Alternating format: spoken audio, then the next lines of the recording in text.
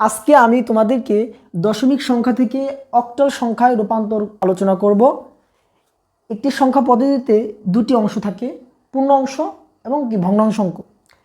এখন দেখো এই দুটি অংশের মধ্যে এই 174 এই অংশটা হচ্ছে পূর্ণ সংখ্যা, 0.15 হচ্ছে কি ভগ্নাংশ সংখ্যা। যদি দশমিক সংখ্যা থেকে যদি আমরা অক্টাল সংখ্যায় রূপান্তর করতে যাই, যদি পূর্ণ সংখ্যা থাকে তাহলে ওই বেস দিয়ে ভাগ করতে হয়, ভগ্নাংশ হলে গুণ করতে হয়। এই জিনিসটুকু মনে রাখবেন। পূর্ণ সংখ্যা হলে ভাগ, পূর্ণ সংখ্যা হলে বেস দিয়ে ভাগ,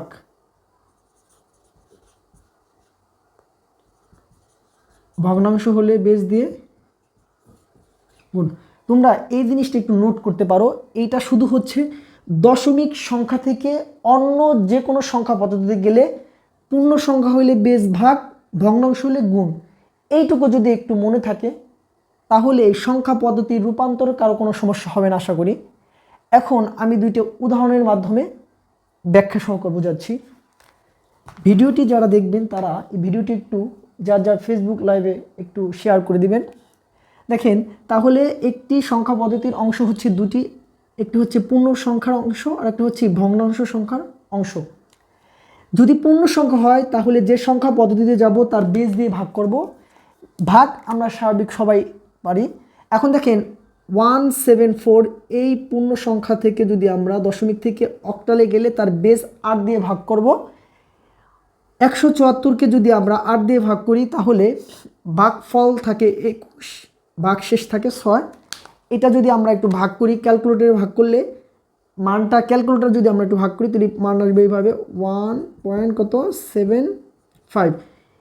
এইভাবে দুটি অংশ আসবে। দেখেন এই পূর্ণ সংখ্যার অংশটা ভাগফলের করে বসে যাবে। এই ভাগশেষ পাওয়ার জন্য আমরা ক্যালকুলেটরে যদি এই যে বেস দিয়ে যদি এই মানটাকে যদি 0.75কে যদি গুণ করি তাহলে আমরা ভাগশেষটা পেয়ে যাব। ঠিক আছে, ভাগশেষ পাওয়ার এটা দুটি অন্যভাবেও করা যায় ভাগ করে।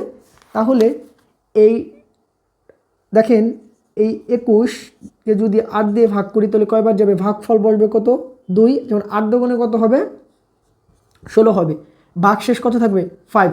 তাহলে এই যে এই পাশের মানটা হচ্ছে কি ভাগশেষ।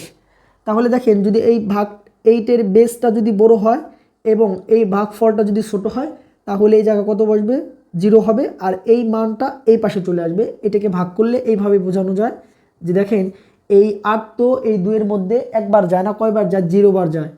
তাহলে এখন বিয়োগ করলে কত থাকে, ভাগশেষ 2 এবং ভাগফল 0। যখনই ভাগফলের ঘরে 0 চলে আসবে তখনই আমার কাজ শেষ।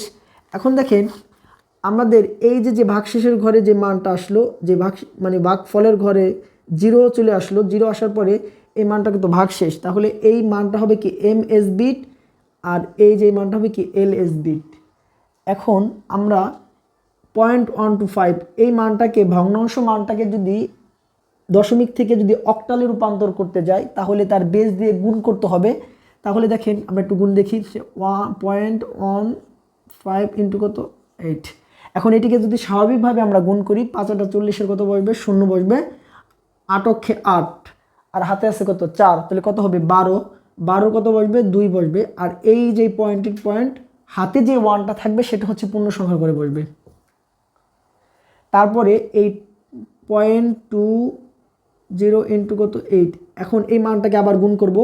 8কে যদি 0 দিয়ে গুণ করা হয় তাহলে কত হবে 0 হবে। যে কোনো সংখ্যাকে যদি 0 দিয়ে গুণ করা হয় 0 হয়। তারপরে কত হবে 8 দুগুণে 16 কত বসবে 6, 8 দুগুণে 16 6 বসবে, হাতে যে 1টা থাকবে সেটা হচ্ছে পূর্ণ সংখ্যার করে বসবে। পর্যায়ক্রমে যদি আমরা এই মানটা কেটে নিয়ে আসি তাহলে 8 0 0 6টা কত 48, 48-এর 8 হাতে থাকে কত 4, তাহলে এইটা হচ্ছে ভাগফল। এখন আমরা এটা 3টা বা 4টা স্টেপ করার পরে যদি আমাদের 3টা বা 4টে স্টেপ করার পরে যদি এই ভগ্নাংশ ঘরে 0 না আসে তাহলে আমরা 3টা বা 4টে স্টেপ নেব। এখন আমরা এটা যতই নেই ততই কিন্তু এই ভগ্নাংশ ঘরে আর 0 আসবে না, তাহলে আমরা এই মানটাকে একটু ডট ডট বলে লিখতে পারি, মানে কি এটা অসংজ্ঞায়িত কী হবে, চলতে থাকবে।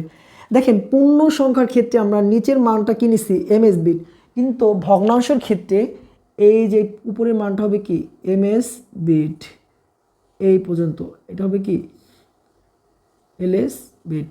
এখন এই মানটাকে যদি আমরা একটু সাজিয়ে অ্যান্সারটা লিখি তাহলে কি হবে, দেখেন অতএব 174.15 এই দশমিক মান থেকে আমরা কিছু রূপান্তর করছি, অক্টালে রূপান্তর করছি, তাহলে আমরা মানটা একটু লিখতে পারি। দেখেন প্রথমে হচ্ছে কি 174, এই মানটার মান পাইছি কত, পূর্ণ সংখ্যা হলে নিচ থেকে মানটা হবে, তাহলে কত হবে 256, এই পয়েন্টের পয়েন্ট মানে দশমিকের দশমিক। এখন এই জায়গার মানটা কি পাইছি দেখেন, ভগ্নাংশের ক্ষেত্রে হবে উপর থেকে, তো মানটা হবে কত 114। তাহলে কি দশমিক সংখ্যা থেকে অক্টাল সংখ্যায় রূপান্তর করলাম। আমার ভিডিওটি যদি ভালো লেগে থাকে লাইক কমেন্ট শেয়ার দিয়ে আমার সাথে থাকবেন। আসসালামু আলাইকুম।